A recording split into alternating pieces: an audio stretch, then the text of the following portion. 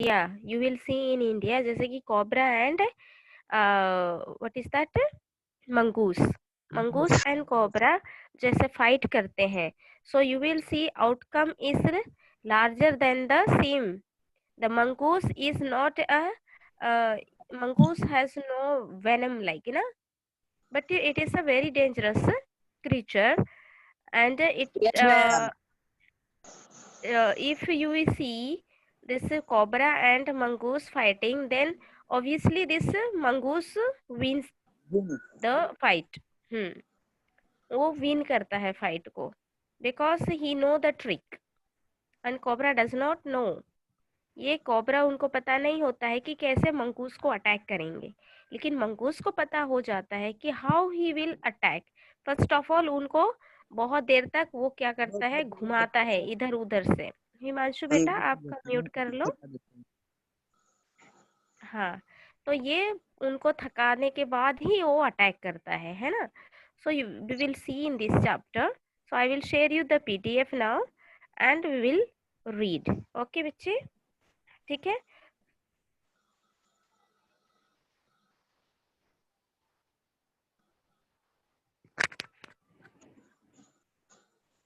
किसी किसी की आवाज आ रहा है बच्चे, तो आप लोग म्यूट कर लो. And previous poem I will take some other days. ठीक है, वो पोएम वो एक पढ़ाने वाली थी ना चैप्टर 9 का, वो मैं कभी और ले लूंगी. ठीक है. So first of all will finish this chapter, chapter 10. Now can you see बेटा, ये स्क्रीन दिख रहा है आप लोग को? Yes, ma'am. हाँ. Yes, ma'am. तो चैप्टर 10 अभी सारे बच्चे ध्यान से सुनोगे. Okay. Before you read, have you seen a mongoose? क्या आप मंगूस देखे हो? देखे हो बच्चे? Yes, ma'am. देखो. हाँ, अब नहीं देखे हो तो ये पिक्चर में दिया हुआ है, कोबरा और मंगूस के बीच का फाइट दिख रहा है. Yes, you have read in lesson 9 that a mongoose can fight with and kill a snake. Chapter 9 में हमने पढ़े थे, है ना, कि मंगूस और ये कोबरा मतलब mongoose can kill the snake. इसके बारे में हम पढ़े थे. Look at the pictures and read the lines given along with them. So, we will see now.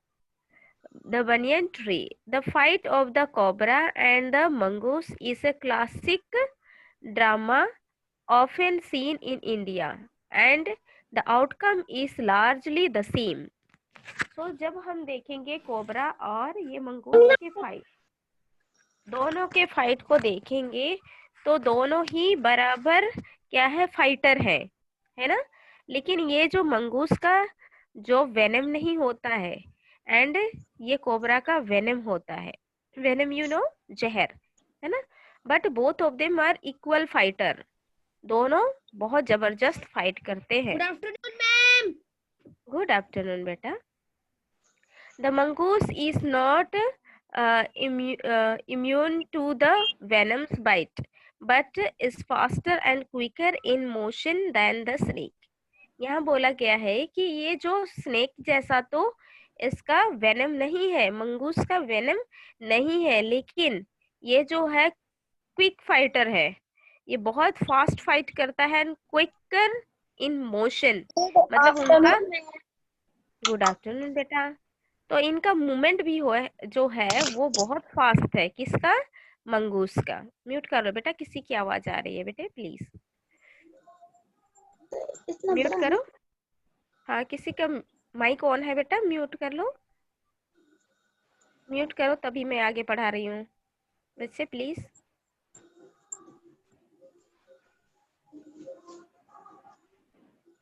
किसी के घर पे म्यूजिक बज रहा है, वो भी सुनाई दे रहा है बच्चे, प्लीज म्यूट कर लो.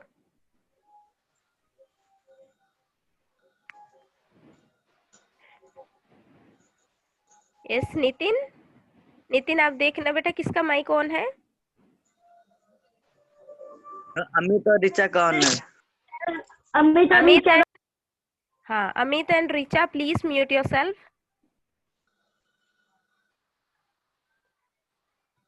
हो गया म्यूट? क्योंकि मैं अभी पीडीएफ शेयर कर रही हूँ, इसलिए मैं बैक नहीं जाने चाहती हूँ. Mayank also please mute yourself बेटा, प्लीज. सारे अमित, ऋचा, मयंक प्लीज म्यूट कर दो बेटा।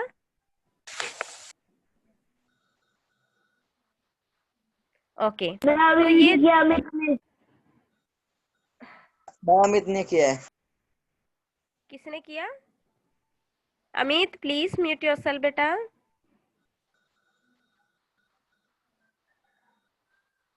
ओके चलो, तो ये जो इनका मोशन होता है, किसका मोशन? मोशन मतलब मूवमेंट है ना।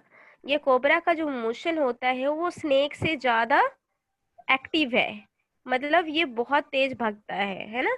एंड कोबरा जैसा मतलब इनका वेनम नहीं है, but it is a quicker and faster its movement is. So the cobra assumes a posture of defense and attempts to reach the animal by a sweeping strikes. strikes.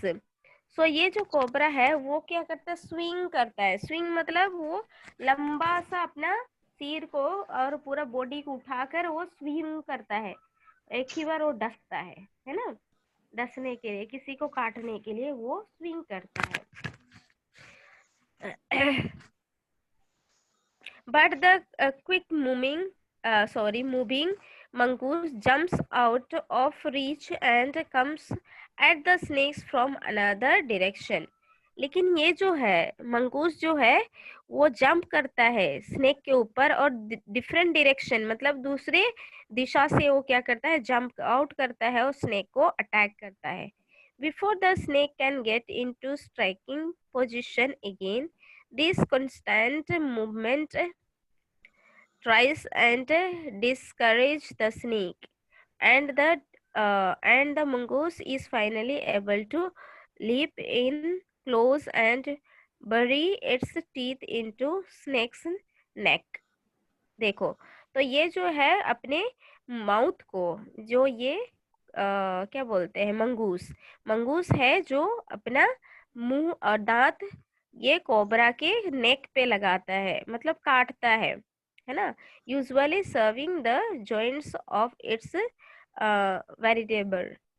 तो ये जो है कि ये उनका गर्दन को ही पकड़ता है और दूसरी तरफ वो अटैक नहीं करता है। स्नेक का गर्दन पकड़ने के बाद वो उनको कुचल देता है ना, मार डालता है, और उनका सरवाइव होने के लिए कोई नामुमकिन नहीं होता है।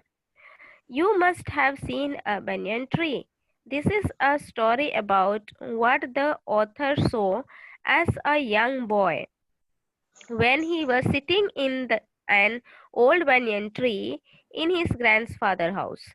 तो ये जो हम अभी स्टोरी पढ़ने वाले हैं बेटा, वो स्टोरी है एक बनियन ट्री के बारे में, जिस बनियन ट्री में जब ऑथर उनका ग्रैंडफादर का हाउस गए थे, है ना, उनके घर गए थे।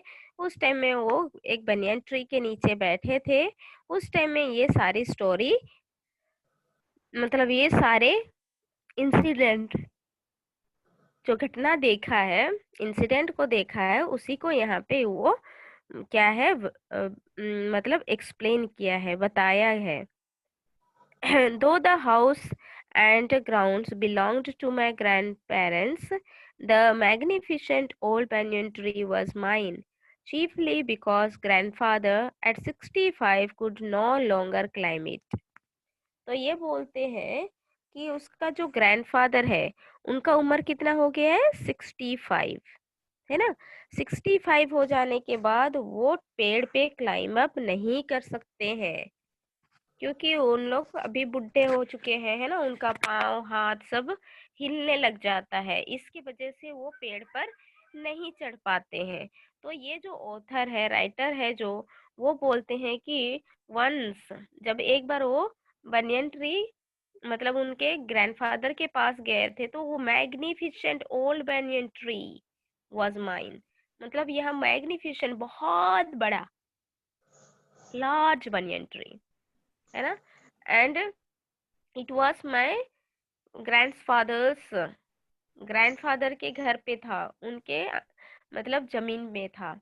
सो इट वाज माइन, ये मेरा होता, क्योंकि grandfather is now old enough, he cannot climb the tree, only I can climb on that tree.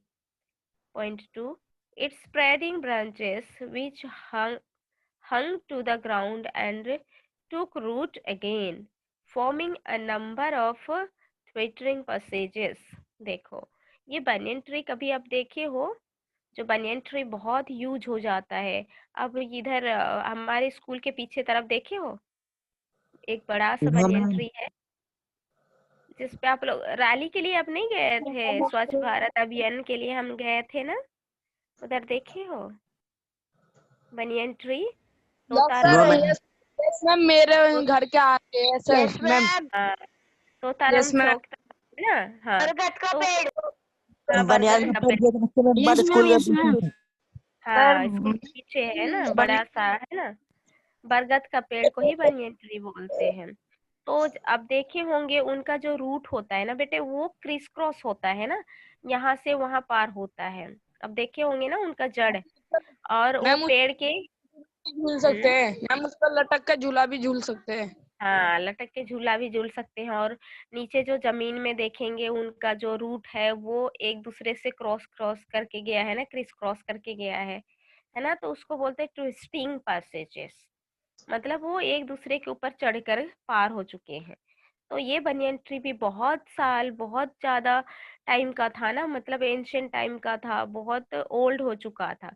तो जो भी जितने भी बरगद का पेड़ आप देखोगे ओल्ड हो गए होते हैं, तो you can see the roots. और उन लोग झूला झूलने के लिए भी एक मतलब पेड़ से ही वो अपने मतलब रूट्स नीचे आ जाता है ना, और ये नीचे में भी रूट्स जो है वो क्रिस क्रॉस हो जाता है, ट्विस्टिंग होता है। Give me endless pleasure, mute कर लो बेटा। gave me endless pleasure. Among them were squirrel and snails and butterflies. तो उस पेड़ में क्या क्या रहते थे? एंडलेस बटरफ्लाई रहते थे, स्नेल्स रहते थे, एंड स्कूरल्स भी रहा करते थे उस बनियन ट्री में, because it was very very old tree. That is why so many creatures used to live there. The tree was older than the house, older than grandfather, as old as ma'am किसी का Dehradun mic लो रहा itself. बेटा mute कर लो बेटे, आप लोग को कितने रिक्वेस्ट करती हूँ बच्चे, please mute yourself everyone. Richa, Richa, हाँ, रिचा मैम म्यूट अभी कर तो लो।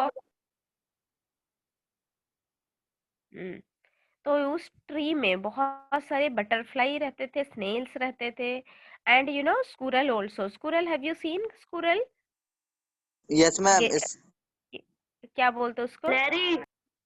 गिलहरी, यस। उनके जो लाइनिंग लाइनिंग होती है ना, वाइट वाइट सा, तो वो भी वहां पे रहा करते थे। The tree was older than the house, older than grandfather, as older as Dehradun itself. मतलब ये देहरादून जब से वहां मतलब वो विलेज बना है, उस टाइम से ही वो बरगद का पेड़ है। जिस टाइम में कोई सभी घर वहां पे नहीं था, तभी ये पेड़ वहां पे मौजूद था।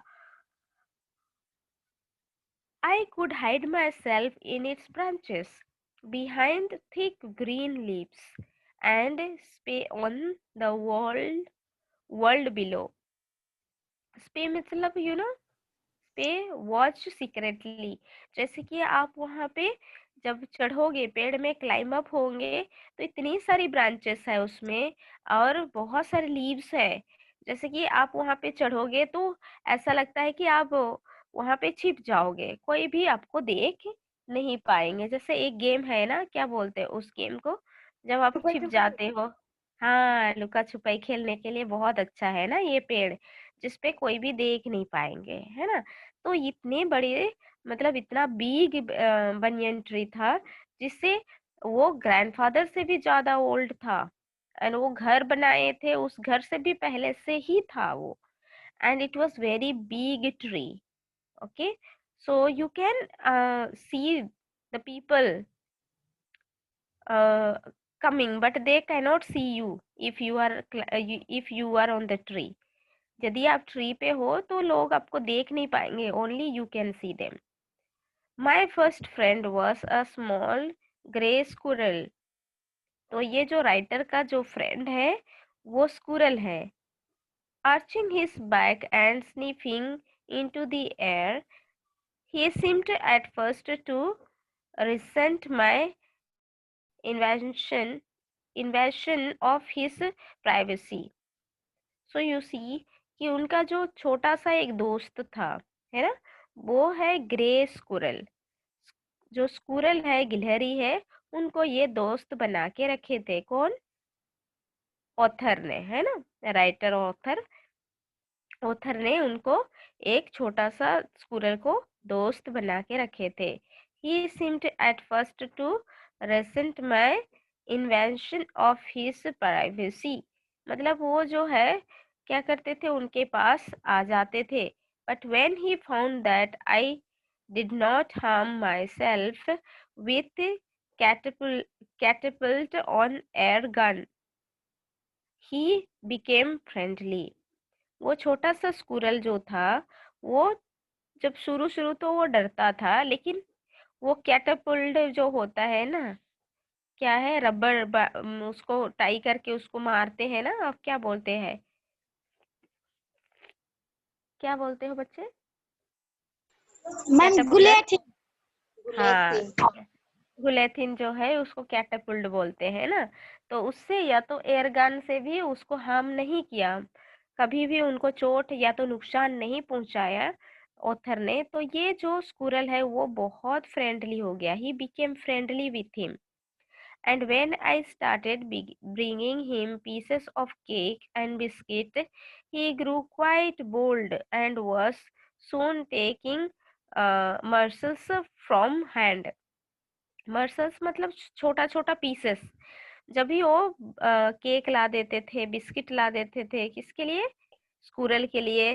तो ये छोटे छोटे pieces of biscuit and cake को वो उनके हैंड से ही ले जाते थे. He was bold enough. Bold मतलब उनका साहस इतना हो गया कि उनका हैंड से भी वो खाना जो भी हैंड पे पकड़े हुए होते हैं वो सारे छीन कर ले जाते थे स्क्विरल, एंड वो खा जाते थे. ठीक है. Before long, he was delving into my pockets and helping himself to whatever he could find. और ये स्क्विरल इतने नोटी है जो कि राइटर के पॉकेट को भी चेक करता था. सी पॉकेट में क्या चीज है उसको भी वो ढूंढता रहता था, कहीं उनके लिए कई बिस्किट या केक तो नहीं लाया है पॉकेट में डालकर. So when he was not giving him, उनको कुछ नहीं देने से वो पॉकेट्स को चेक करने शुरू कर देते थे. He was a very young squirrel. Very young मतलब बहुत छोटा स्क्विरल था, है ना. And his friends and relatives probably thought him foolish and headstrong for trusting a human. और ये जो है स्क्विरल के जितने भी फ्रेंड्स हैं उन लोग इनको क्या बोलते थे? फुलिश बोलते थे, क्योंकि ये ह्यूमन बीइंग जो है उनको मार देते हैं, है ना, अटैक करने. जितने भी स्क्विरल है, स्नेक है, सबको ये ह्यूमन बीइंग क्या करते हैं? डंडा लेकर मार देते हैं. तो दूसरे जो स्क्विरल हैं उन लोग बोल रहे हैं कि ये जो स्क्विरल है ये तो फुलिश है, बुद्धू है, इनका कोई भी दिमाग, कुछ भी दिमाग नहीं है. ये it doesn't know that human being can harm him. वो कभी सोचा नहीं होगा ना कि ह्यूमन बीइंग उनको नुकसान पहुंचाएंगे. पर ये तो अभी ये लड़का के साथ या तो ऑथर के साथ बहुत फ्रेंडली हो गया. And he has become bold enough. In the spring, when the banyan tree was full of small red figs, birds of all kinds would flock into its branches. देखो, जब स्प्रिंग सीजन होता है उस time क्या है कि बहुत सारी चिड़िया क्या करते, दूर दूर से, ईस्ट वेस्ट नॉर्थ साउथ से, बहुत दूर दूर से ये चिड़िया यहाँ पे आ जाते हैं. क्या के लिए? Because of the full of small red figs. वो फिग्स, उनमें जो बरगद का पेड़ में देखे हो कुछ फल लगता है रेड रेड सा. Have you scene? कभी देखे हो बच्चे? Yes ma'am. Yes. हाँ, तो वो छोटा सा वो ये रेड कलर का ये कि फल लगती है ना वहां पे, उसको बोलते फीग। तो ये जो फिग है इसके वजह से बहुत दूर दूर से क्या है, बर्ड्स एंड एनिमल्स, छोटा छोटा क्रिएचर्स, ये फ्लॉक, फ्लॉक मतलब ये झुंड बनाकर वो ब्रांच में आते थे, वो पेड़ पे आते थे और ब्रांचेस में बैठकर पूरे के पूरे रेड फिग खा जाते थे। कब? समर, सॉरी, स्प्रिंग सीजन में आते थे। The red बॉटम्ड bulbul, cheerful and greedy parrots, myna and crows squabbling with one another.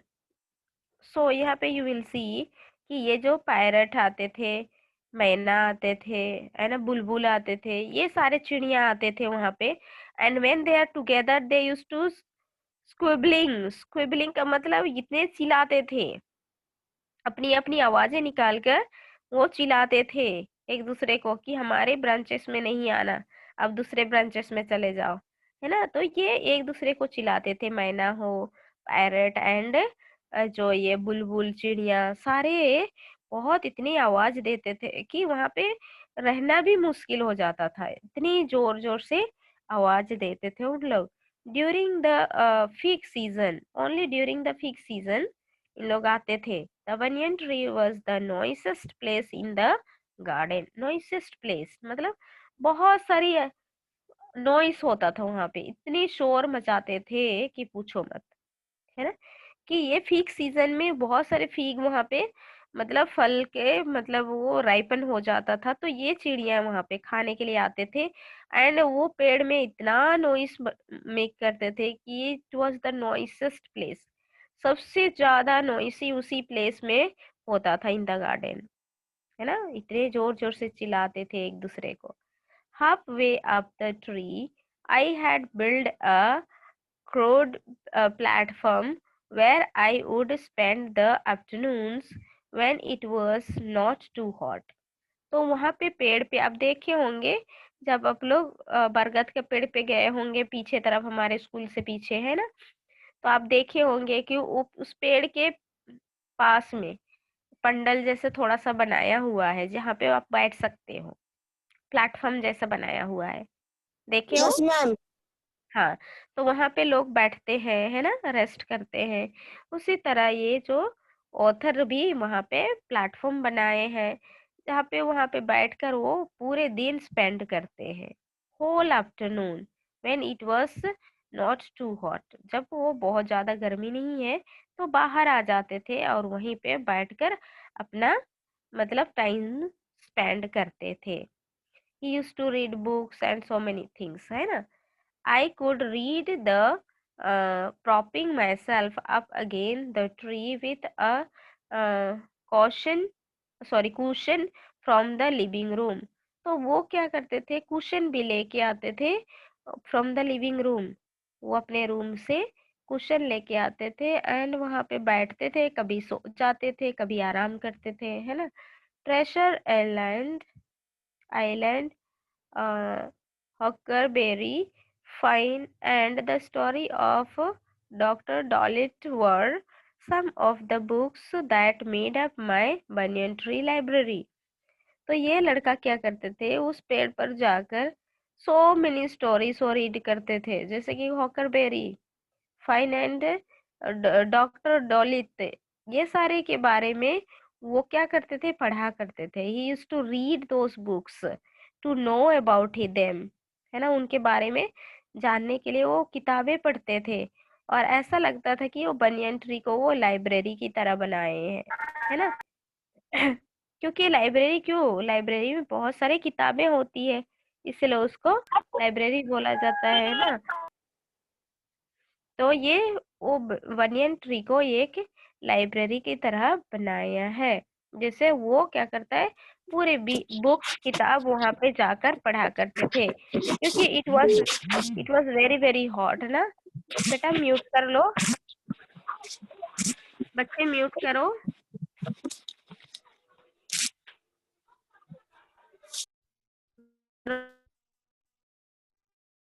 Yes, तो ये किताब पढ़ते थे वहाँ पे, क्योंकि इतने ज़्यादा हॉट सीजन था, समर सीजन, कि वो कहीं नहीं जा सकते थे। इसीलिए किताब लेकर वो चुपचाप बैठकर पढ़ा करते थे। और वो बनियन को एक लाइब्रेरी सोच कर रखे थे, वो वहाँ पे जाकर किताबें पढ़ते थे। Number 6. When I when I did not feel like reading, I could look down through the leaves at the world below. जब उनको पढ़ने का मन नहीं होता था तो वो पत्तियां को देखते थे, लीव्स को देखते थे, जो उस पेड़ में कितने सारे लीव्स है ना, and it is very thick and very huge tree. So he used to admire that, he used to look, and he used to enjoy that when he was not reading the book. Otherwise, he used to read the book always. And on one particular afternoon, I had a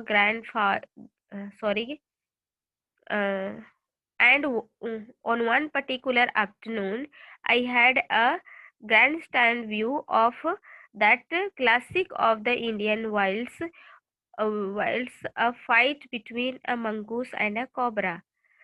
जब उन लोग एक afternoon बैठे थे, क्या हुआ कि वो मंगूस और ये कोबरा को करते हुए देखता है. जब उन लोग देखते हैं कि ये आफ्टरनून में क्या है, वो मंगूस एंड किसको देखते हैं, कोबरा को फाइट करते हुए देखते हैं. तो यहाँ पे ग्रैंड स्टैंड व्यू मतलब होता है clear view from the best position. इन लोग अपना अपना पोजीशन पे है, लड़ाई करने के लिए रेडी हो चुके हैं. They are just waiting to attack each other. एक दूसरे को अटैक करने के लिए तैयार हो चुके हैं, है ना. तो you will see in part 2 now how they are fighting each other. तो पार्ट 1 समझ में आया बच्चे? Yes ma'am. हाँ, तो ये आफ्टरनून को वो क्या करते थे, बनियन ट्री के सामने बैठते थे और जितने सारे बुक्स भी पढ़ सकते हैं उतने बुक्स पढ़ते थे. लेकिन एक दिन आफ्टरनून को क्या हुआ, वो एक मंगूस और कोबरा के बीच में लड़ाई करते हुए उनका पोस्चर बना हुआ था, पोजीशन बना हुआ था. उस चीज को राइटर देखते हैं. Part 2.7. The warm breezes of approaching summer had sent everyone, including the gardener, into the house. जब आपको बहुत धूप होता है तो बाहर कहीं जाते हो? नहीं ना. वार्म ब्रीजेस, जो वार्म गर्मी हवाएं चलती है ना, उस टाइम में हमको बाहर जाने का मन नहीं होता है, क्योंकि वो बॉडी हीटअप हो जाता है ना. समर सीजन में वी कांट गो एनीवेयर. इतने कड़ी धूप में आप कहीं जाते हो? नहीं जाते हैं ना. जाते हो बच्चे? नहीं, we don't know go. Ma'am.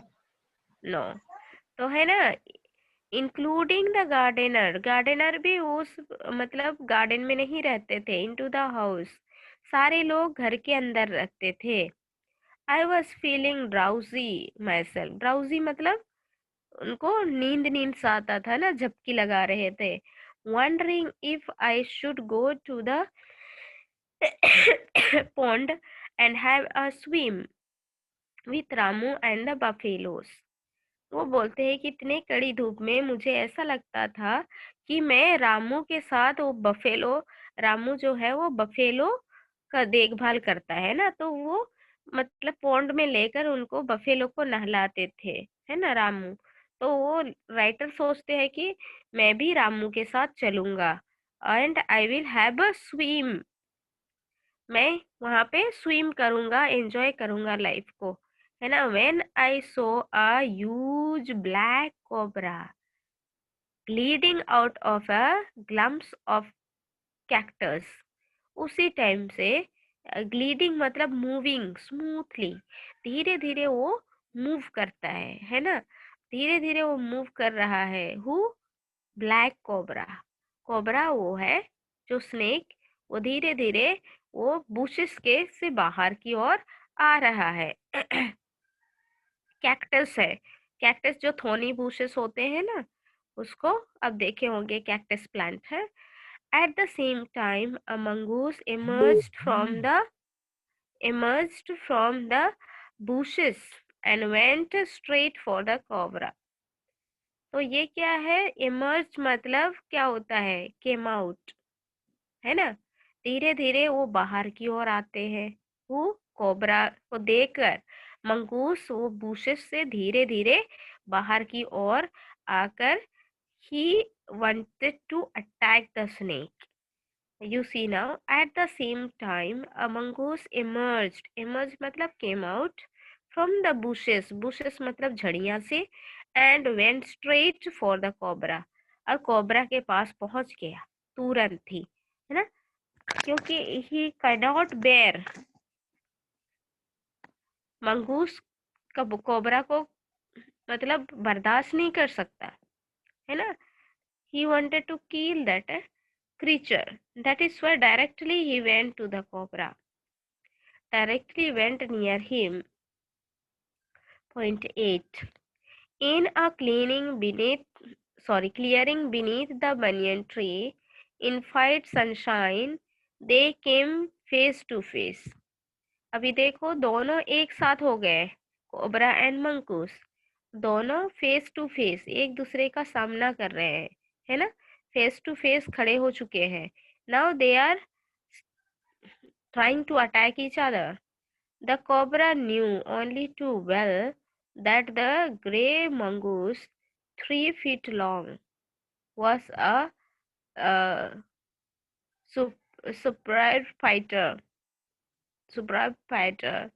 So you see कि ये जो है सुपर फाइटर है। कौन? मंगूस। ये कितने फीट है? 3 feet लॉन्ग है। तो कोबरा को पता चल गया कि ये जो मंगूस है वो 3 feet लॉन्ग है and he is a super fighter. Clever and aggressive. Aggressive का मतलब होता है बदला लेने वाला, है ना? बहुत खतरनाक क्रीचर है जो कि किसी को वो गुस्से से वो बदला लेने के लिए हमेशा सोचता रहता है। क्लेवर बहुत चालाक है ना? But the cobra too was a skillful. Cobra भी मतलब क्या है ना, वो भी खतरनाक है। He can't bear any other creature, है ना? क्या है? कोबरा अपने वेनम से भी किल कर सकता है। यदि वो काट नहीं पाएगा तो अपने वेनम से भी वो क्रीचर को मार देता है ना? So was a skillful and experienced fighter. ये भी स्किलफुल है, ये भी बहुत मतलब क्या मैम बोलोगे, एक्सपर्ट। हाँ बोलो। मैम वेनम क्या होता है? जहर होता है बेटा। आया समझ में? वेनम का मतलब जहर। जहर जानते हो? यस। Yes ma'am poison. हाँ पॉइजन। वेनम होता है पॉइजन, जहर। जिसे मतलब स्नेक बाइट करते हैं उसके बाद पूरे बॉडी में वेनम फैल जाता है ना, जहर फैल जाता है, पॉइजन फैल जाता है। तो क्या हो जाते हैं? वो व्यक्ति मर जाते हैं ना, बिकॉज ऑफ दैट पॉइजन। तो यहाँ पे वो जो कोबरा का पॉइजन है, वेनम है, जो जहर है, वो खतरनाक है। लेकिन यहाँ पे देखोगे कि मंगूस का जहर नहीं है, पॉइजन नहीं है। ओनली वो अटैक करते हैं और डायरेक्टली वो स्नेक को कुचल देते हैं, काट कर उसको मार मैम डालते हैं। हाँ बोलो। मैम अगर अगर हमारे शरीर में अगर वेनम फैल गया तो मैम वो ठीक नहीं हो सकता है? हो सकता है ठीक, लेकिन उनके लिए ट्रीटमेंट करना जरूरी है बेटा। जैसे किसी को मैम स्नेक बाइट होता है। हाँ मैम अगर बोलो। काट लिया तो मैम डॉक्टर के पास गए तो मैम ठीक हो जाएगा? हाँ जैसे कि आपको कुछ भी काट लिया तो आप क्या करोगे? जाना पड़ता है। आपको पहले उनको क्या करना है, आपको मान लो आपके हाथ में काटा है या किसी के हाथ में काटा है, तो आप क्या करोगे? काटने जगह से थोड़ा सा आगे, एक मतलब थोड़ा सा आगे से उसको बांधना है। ठीक है, तुरंत उसको बांध देना है ताकि उनका जहर जो है वो जहां से बंध वहां तक फैलेगा नहीं, है ना? बांधोगे तो वहीं पे रुक जाएगा, वो आगे की ओर नहीं बढ़ेगा। तो इसीलिए जब स्नेक बाइट करता है तो तुरंत ही आप थोड़े डिस्टेंस में और जब पाँव में काटा है तो भी आप थोड़े ऊपर से उनको एक रस्सी लेके बांधना है, टाइट से बांध दोगे तो वो क्या है, जहर जो है वो पूरे बॉडी में नहीं फैल सकता है। समझ में आया? ब्लड ब्लॉक हो जाता है वहीं के वहीं। हाँ, ब्लड में जब ब्लड सर्कुलेशन नहीं होता है ना तो वहीं पे वो वेनम है, जहर जो पॉइजन है वही रुक जाता है। पूरा पैर। हाँ, क्योंकि वो जो जहर है जैसे ब्लड सर्कुलेशन होगा ना उसी तरह वो भी सर्कुलेट होके ऊपर की ओर चला जाता है, पूरे बॉडी में फैल जाता है। तो इसीलिए जब आप लोग का कोई भी आसपास में किसी को भी कुछ भी काटेगा, स्नेक हो या कुछ भी मतलब ऐसे जहरीली चीज काटेंगे तो क्या करोगे, अब उनको रस्सी से बांधोगे, जहां काटे हैं ना उनसे ऊपर, है ना, उसी पे बांधना नहीं है, थोड़ा सा ऊपर लेकर बांधना है ताकि वो वहां तक ही रुक जाएगा और ब्लड सर्कुलेशन वहां से ऊपर की ओर नहीं होगा तो वो जहर वहां ऊपर तक भी नहीं फैलेगा। और फिर तुरंत उनको डॉक्टर के पास लेना है। समझ में आया? Yes ma'am. जो जो जहर है ना बहुत खतरनाक है, यदि वो पूरे बॉडी में फैल गया तो वो ह्यूमन बीइंग को किल कर सकता है ना? वो स्प्रे करते हैं जहर को। हाँ, और क्या है ना, उस टाइम में आप बिल्कुल पानी नहीं पीने देना किसी को भी, मतलब जिसको काटा हुआ हो।